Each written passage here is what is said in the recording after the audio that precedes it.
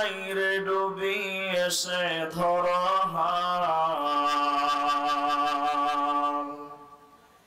দিনের তরি যাই রে ডুবিয়ে সে ধরা হাল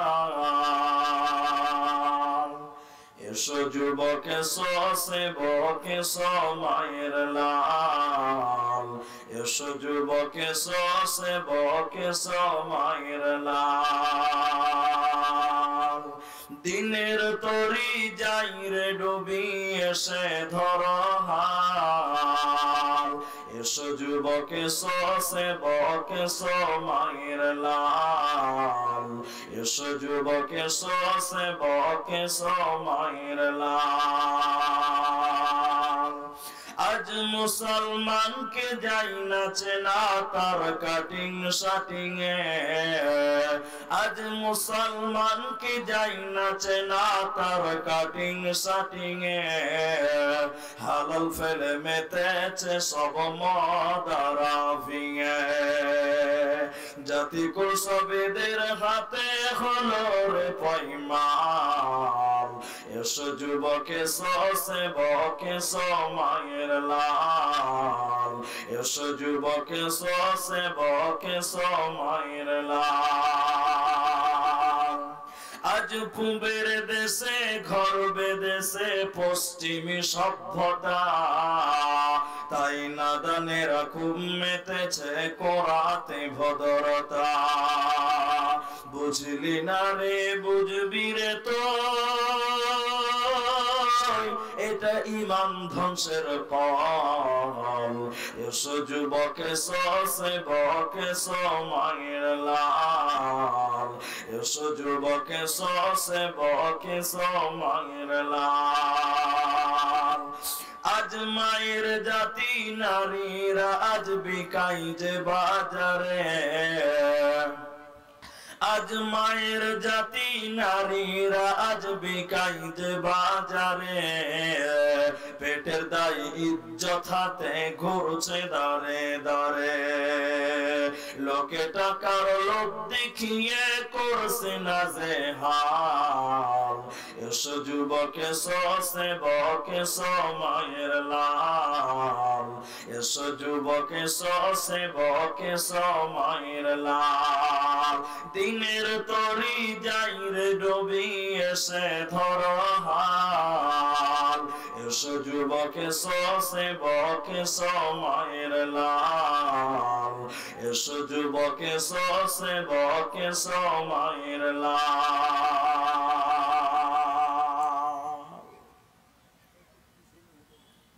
শ্রদ্ধেয় সম্মানীয় অপমা জনসাধারণে নির্বাচিত আজকের সভার সুযোগ্য সভাপতি স্টেজে ওলামায়ে কেরাম অতিথিবৃন্দ সামনে বসে থাকা গুটি কয়েক দিনদার ইমানদার মুমিন ধৈর্যশীল ভাই ও বন্ধুগণ স্নেহের কচিকাচা পর্দার অন্তরালে বসে থাকা মুমিনা সলেহা মা ও বোনেরা প্রাণ প্রিয় ভবানীগঞ্জবাসী কুচা ধামান কিষানগঞ্জবাসী সর্বাগ্রে সে আল্লাহর প্রশংসা করি যে আল্লাহ আমাদেরকে এত রাত এ পর্যন্ত ধৈর্য ধরে কোরআন হাদিসের আলোচনা শোনার আমাকে করার যে তৌফিক ইনায়াত করেছেন সে আল্লাহর প্রশংসা করি মুহাব্বতের সঙ্গে বলেন আলহামদুলিল্লাহ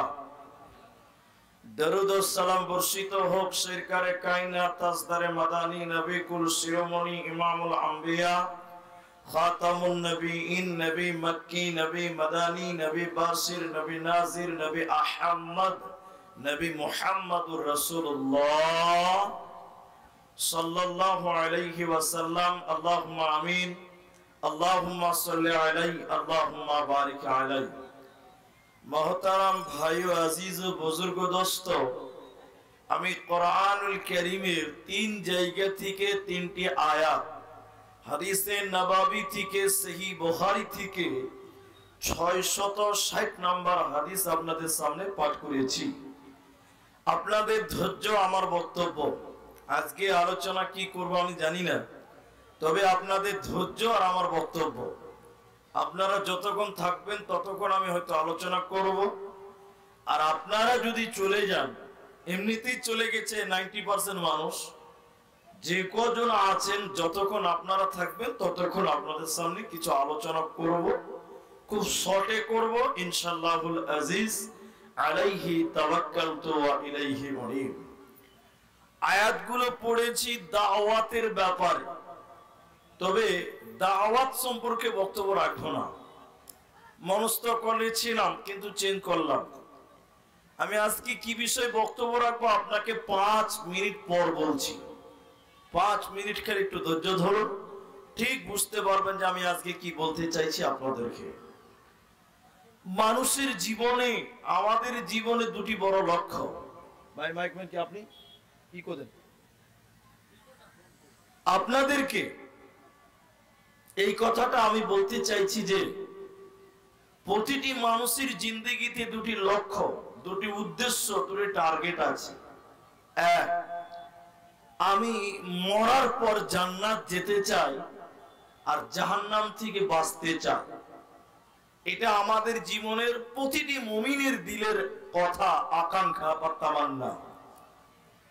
কেউ চাইবে না যে আমি জাহান্নাম যাব। দেখবেন যে লোকটা নামাজ পড়ে না, ওকেও যদি বলেন তুই জাহান্নামী, তো আপনার সঙ্গে ঝগড়াতে লেগে যাবে, মানে মানতে রাজি নয় যে আমি জাহান্নাম। মানে সবাই বলবে যে আমি জান্নাতি, আমি জান্নাত যেতে চাই, আমি কিয়ামতের দিন নাজাত পেতে চাই, আমি সফলতা অর্জন করতে চাই। এটা সবার 16 আনা দাবি যে আমি বাঁচতে চাই বা আমি বাঁচবো। কিন্তু মানুষের আমল, মানুষের ঈমান, মানুষের কর্ম, মানুষের ঠিকানা। আপনি যেমন আমল করবেন, যেমন কর্ম করবেন, তেমন তার প্রতিফলন ঘটবে। যেমন আমল করবেন বিনিময় তেমন পাবেন।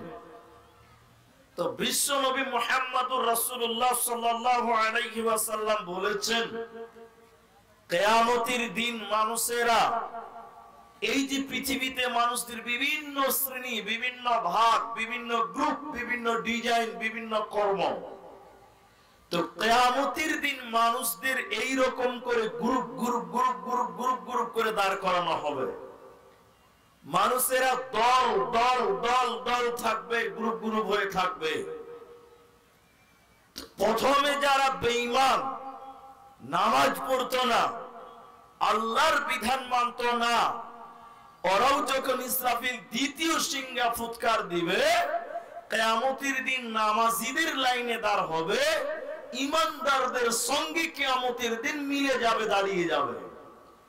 তা আমার আল্লাহ একটা হুঙ্কার মারবেন, আল্লাহ একটা শব্দ দিবেন, কিয়ামতের ময়দানে একটা আওয়াজ করবেন, এটা কথা বলবেন। কি বলবেন?